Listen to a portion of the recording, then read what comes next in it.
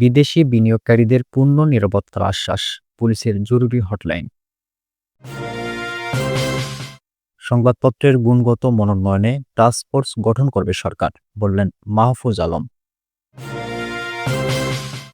বিশ্বব্যাপী বাংলাদেশি শান্তিরক্ষীরা নিজেদের দক্ষতা প্রমাণে সমর্থ হয়েছে, মন্তব্য আইজিপির। এবং নির্বাচন নিয়ে সরকারের সাথে আমাদের পার্থক্য খুব বেশি না, বললেন নজরুল ইসলাম খান। শুনছিলেন সংবাদ শিরোনাম। পুরো খবর জানতে ভিডিওটি শেষ পর্যন্ত দেখুন। সর্বশেষ খবর পেতে চ্যানেলটি সাবস্ক্রাইব করুন। এবারে জানিয়ে দেব বিস্তারিত।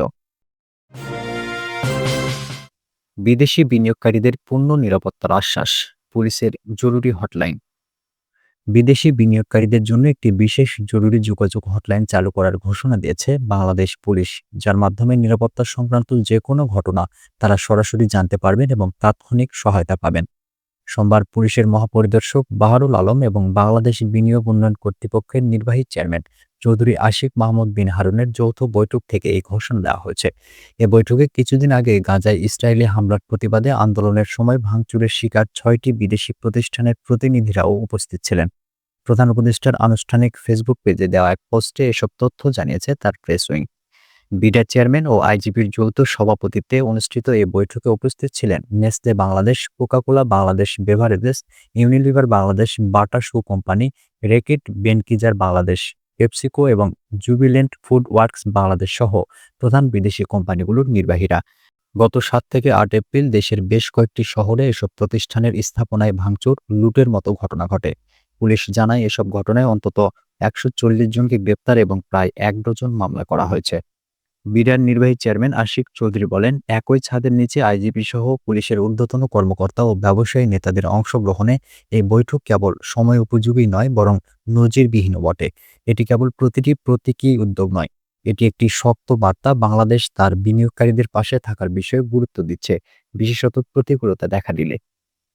তিনি আরো বলেন, আমরা প্রতিবাদের অধিকারকে সম্মান করি, কিন্তু যে প্রতিষ্ঠানগুলো হাজারো মানুষের জীবিকা, স্থিতিশীলতা ও প্রবৃদ্ধি নিশ্চিত করে, সেগুলো ধ্বংস করা কোনো সমাধান নয়।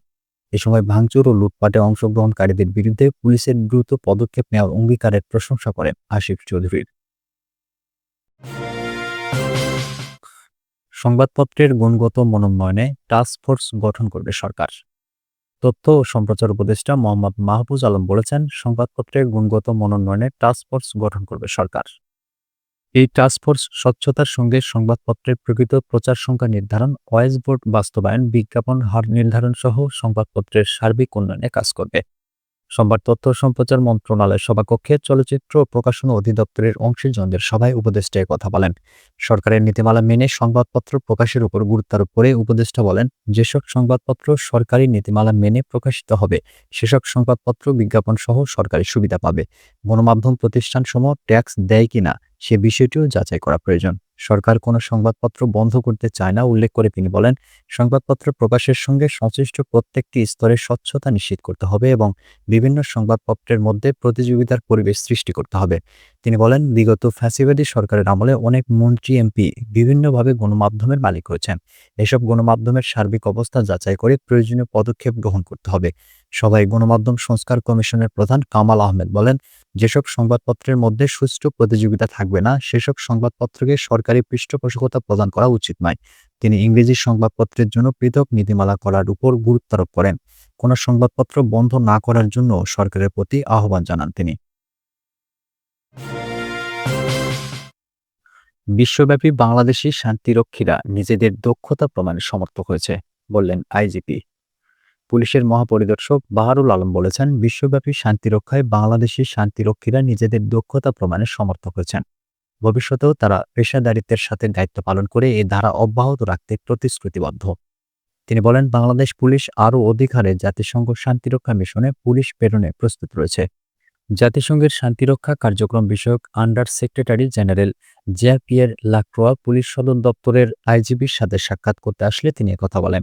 আইজিবি শান্তিরক্ষা মিশনে বাংলাদেশ পুলিশকে সার্বিক সহায়তা দেওয়ার জন্য জাতিসংঘ মহাসচিব এবং সংশ্লিষ্ট কর্তৃপক্ষের প্রতি কৃতজ্ঞতা জানান।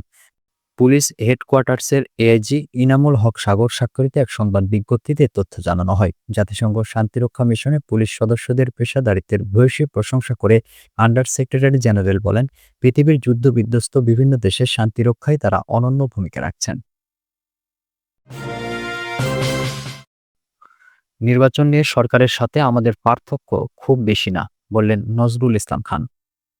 বিএনপির স্থায়ী কমিটির সদস্য নজরুল ইসলাম খান বলেছেন, জাতীয় নির্বাচন নিয়ে বিএনপি ও সরকারের চাওয়ার মধ্যে খুব বেশি পার্থক্য নেই। সরকার তো বলেনি ডিসেম্বরে নির্বাচন হবে না।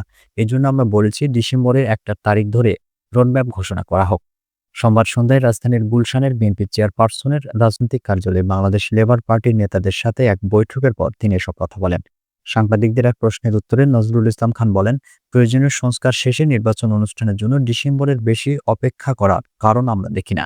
এ ব্যাপারে যদি কেউ ভিন্ন মত পোষণ করে তাহলে তাদেরকে যুক্তি দিয়ে বলতে হবে কেন এর বেশি সময় দরকার। সরকার বলেছে ডিসেম্বর থেকে জুন, তার মানে কি তাহলে ডিসেম্বরে নির্বাচন হতে পারে? আমরা বলেছি ডিসেম্বরে নির্বাচন হবে, এটাকে ধরে একটা রোডম্যাপ ঘোষণা করা হোক। প্রশাসনের সব বিএনপির লোকজন বসে আছে। নতুন রাজনৈতিক দল এনসিপির পক্ষ থেকে এমন অভিযোগ করার বিষয়ে জানতে চাইলে নজরুল ইসলাম খান বলেন, যিনি কথা বলেছেন তিনিও তো সরকারের উপদেষ্টা ছিলেন। তাহলে তারা কি সব জায়গায় বিএনপির লোক বসাইছেন নাকি? তিনি বলেন, বিএনপিকে তো প্রশাসন থেকে উৎখাত করা হয়েছে। বিগত সরকারের সময় কোথাও বিএনপির লোক ছিল না।